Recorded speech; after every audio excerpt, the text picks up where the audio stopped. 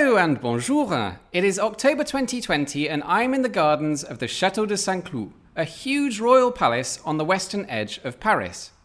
It was famously once home to Marie Antoinette. It's where Napoleon Bonaparte was proclaimed Emperor of France in 1804, and in July 1870, this is where Napoleon III signed the declaration of war against Prussia. And I don't want to spoil the end of the story, but the chateau's not here anymore. So what happened to it? How does a place with so much history just disappear? Is it possible that there was an absolutely enormous cock-up? This is the story of how Paris lost a chateau.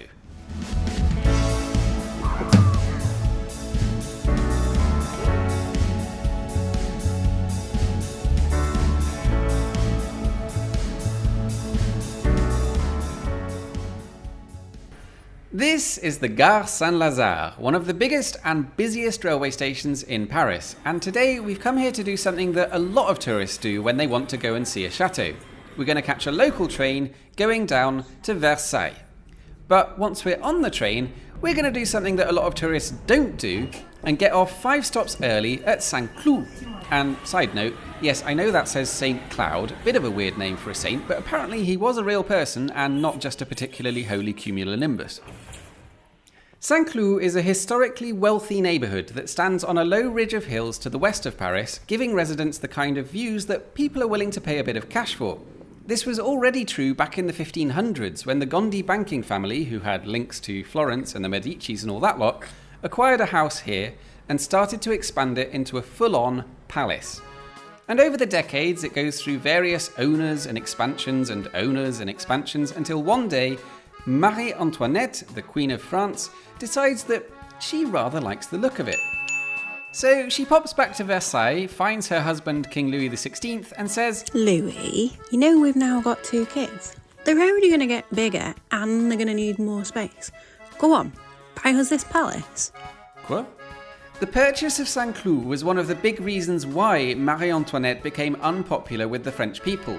First of all, it was an awful lot of public money for the Queen to be spending on herself, and secondly, traditionalists, of which there were a lot in those days, really didn't like the idea of a strong independent Queen with her own private residence away from the King.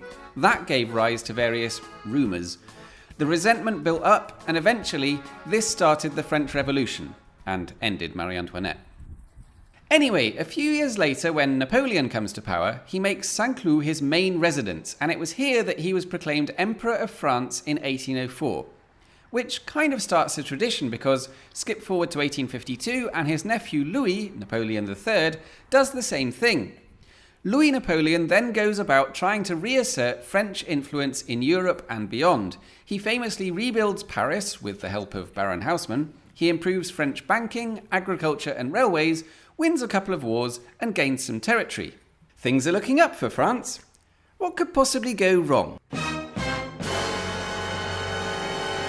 Over in Berlin, the capital of Prussia, a man called Otto von Bismarck has had an idea. Now then, Prussia's great and all that, but how about we join up with all other German states and make one big German country? We could call it Germany. But if Bismarck was going to fulfill his ambitions of ruling a united German superstate, he was going to need to convince southern German states like Bavaria, who, if anything, felt closer to Catholic Austria than they did to Protestant Prussia. He also knew that France was strongly opposed to any idea of a powerful and united Germany. If only he could engineer some kind of major event that would solve both those problems. So in July 1870, Napoleon III declared war on Prussia, right here at the Château de Saint-Cloud. And in case you haven't worked it out yet, it doesn't go well for him. To be fair, if you look at what Napoleon said at the time, it seems like he knew this was a bad idea.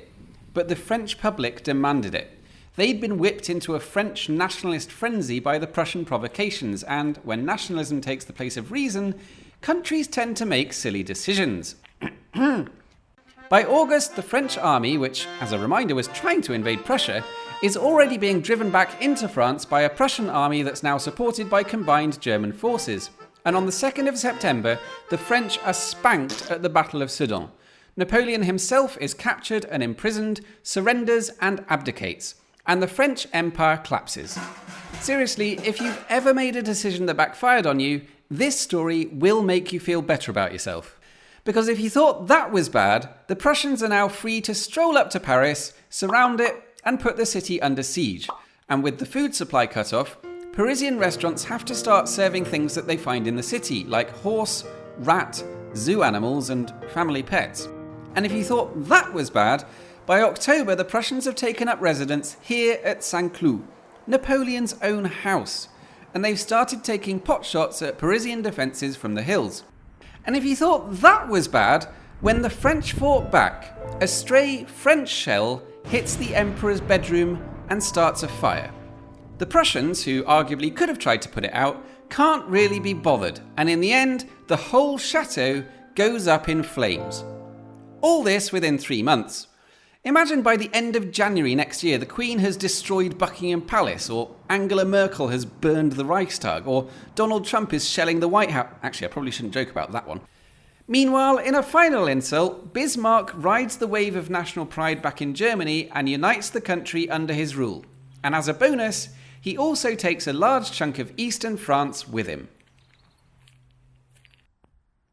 While there is something slightly tragicomic about just how ridiculously badly its story ended, the chateau was a big loss historically and culturally. So, does any of it still exist? Well, the main building is reduced to just its foundations, but some of the outbuildings did survive, and one of them is kind of a big deal in the world of measuring things. This is the Pavillon de Breteuil, which was badly damaged in the fighting, but in its battered state it was given to the newly formed International Bureau of Weights and Measures.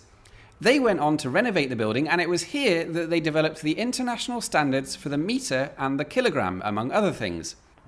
So right here, technically, I'm standing on international soil. Probably the closest I'll get to travelling at the moment. Unfortunately, because of all the important sciencey stuff that they're doing here, it's not open to the public. But there is one final site here that I think is worth a little visit. I've come to a little corner of the park where there is, believe it or not, some genuine railway history. Yes, somehow I've managed to shoehorn a disused railway even into this video. But right here, between the Bassin des Trois Bouillons up there and the Bassin des Chiens down there, on this patch of grass, this was the site of the Chemin de Fer du Prince Impérial, the Imperial Prince's railway, and it was built by Napoleon III for the Imperial Prince, his 3-year-old son. It was, as far as we know, the world's first model train set. And if that's not the kind of vital historical information that you watch this channel for, I don't know what is.